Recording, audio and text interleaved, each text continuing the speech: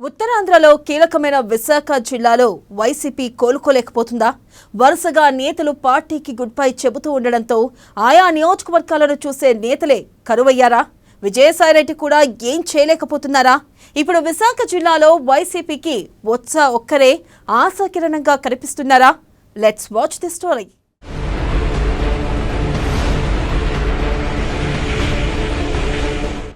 ఎంతలో ఎంత మార్పు! వైసీపీ అధికారంలో ఉన్న సమయంలో విశాఖ జిల్లాలో పార్టీ కలకలలాడింది. పార్టీ తరఫున కొంతమంది నేతలు కీలకంగా వ్యవహరించారు, అన్నీ తామై నడిపించారు. కానీ ఎన్నికల ఫలితాలు వచ్చిన తర్వాత 6 నెలల్లోనే విశాఖ జిల్లాలో వైసీపీ పరిస్థితి తారుమారైపోయింది. కొన్ని నియోజకవర్గాల్లో వైసీపీ నడిపించే నాయకులే కరువైపోయారు.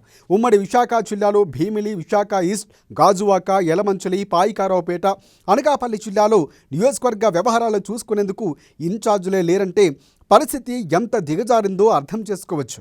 మరికొన్ని నియోజకవర్గాల్లో ఇన్ఛార్జీలు ఉన్నా పార్టీని, కేడర్ను పట్టించుకోవడం లేదన్న విమర్శలు సైతం వినిపిస్తున్నాయి.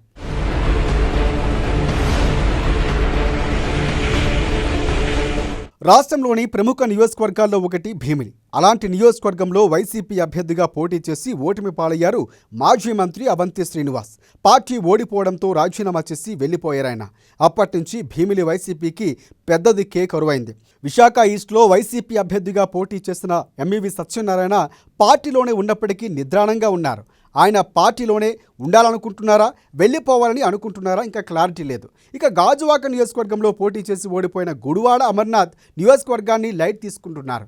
అంతకుముందు ఇన్ఛార్జిగా ఉన్న తిప్పల నాగిరెడ్డి వయోభారంతో పార్టీకి అంటీ ముట్టినట్లుగానే వ్యవహరిస్తున్నారు.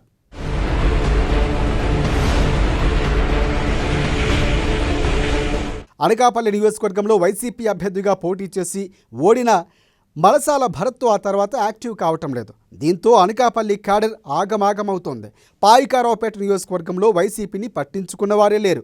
ఇక్కడి నుంచి ప్రాతినిధ్యం వహించిన గొల్ల బాబురావు రాజ్యసభకు వెళ్లిపోవడంతో వైసీపీ వ్యవహారాలు చూసుకునే దిక్కే లేకుండా పోయింది.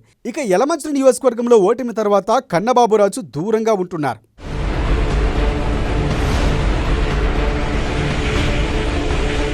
మొత్తంగా విశాఖ ఉమ్మడి జిల్లాలో అరడజనుకు పైగానే నియోజకవర్గాల్లో వైసీపీని నడిపించేవారే లేరు.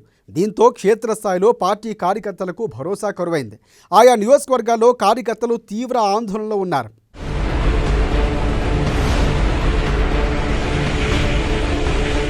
స్థానిక ఎన్నికలు వచ్చేస్తున్న నేపథ్యంలో వైసీపీ ఇప్పుడిప్పుడే ప్రజల్లోకి వెళుతోంది. పలు రకాల కార్యక్రమాల ద్వారా జనాలకు చేరువయ్యే ప్రయత్నాలు జరుగుతున్నాయి. అందులో భాగంగానే కరెంటు ఛార్జీల పెంపుపై నిరసనలు, అన్నదాతలకు అండగా వైసీపీ అంటూ కార్యక్రమాలు చేపట్టింది. కానీ విశాఖ జిల్లాలో మాత్రం ఆ కార్యక్రమాలకు ఎలాంటి స్పందన రాలేదు.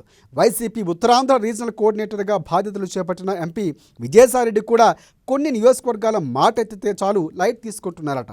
పోతే పోని మాట్లాడడం తప్ప నేతలు వెళ్లిపోయిన నియోజకవర్గాల్లో ఏం చేయాలన్న దానిపై ఆయన దృష్టి పెట్టడం లేదని టాక్ వినిపిస్తోంది.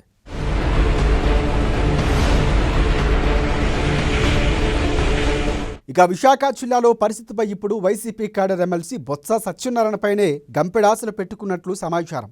పార్టీ వ్యవహారాలన్నీ చూసుకోవాలని ఆయన్నే క్యాడర్ కోరుతున్నారట. దీంతో మరో దారి లేక బొత్సనే ఈ నియోజకవర్గాలపై సీరియస్గా ఫోకస్ చేస్తున్నట్లు సమాచారం. ఇక గ్రామ స్థాయి నుంచి నియోజకవర్గ స్థాయి వరకు పార్టీ వ్యవహారాలపై డీటెయిల్గా అన్ని వివరాలు సేకరించారట బొత్స. ఈ విషయంలో జగన్తో మాట్లాడి అంతా సెట్ చేస్తారని ఫ్యాన్ పార్టీ నేతలకు సత్యబాబు సూచిస్తున్నట్లు సమాచారం అందుతోంది. దీంతో విశాఖ జిల్లాలో వైసీపీకి ఇప్పుడు బొత్స సత్యనారాయణ ఆశాకిరణంగా మారారు.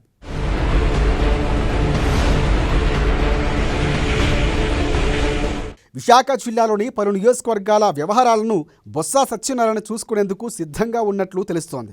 అంతేకాదు అవసరమైతే విశాఖ నుంచి పోటీ చేసేందుకు సైతం ఆయన సుముఖంగా ఉన్నారని సమాచారం. మరి విజయనగరాన్ని పూర్తిగా వదిలేసి పార్టీ పరిస్థితి అస్సలు బాలేని విశాఖకు రావడానికి బొత్స సిద్ధమవుతారా లేదా అన్నది వేచి చూడాలి మరి.